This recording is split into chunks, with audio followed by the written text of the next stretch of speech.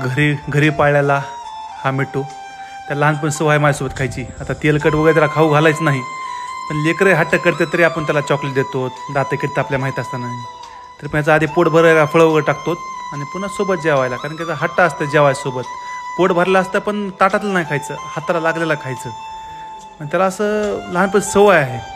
म्हणल्याप्रमाणे ह्याला मी आता कधी शकत नाईटला मांजरीमुळे कोंडून ठेवतोय, नसा दिवस मोकळाच असते. ह्याला निसर्गाची आनंद घ्यायचा अधिकार आहे.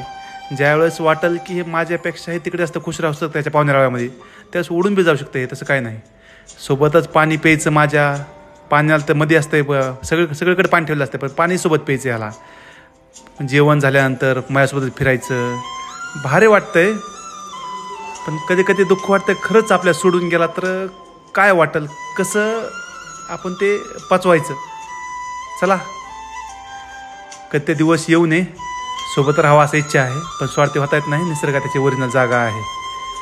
तोंड जेवण केल्यानंतर तोंड पुसायला स्वतः तोंड पुसा म्हणतंय. तोंड पुसलं की बरं वाटते, मग लगेच सोबत जिकडं आपण चालू तिकडे सोबत असते.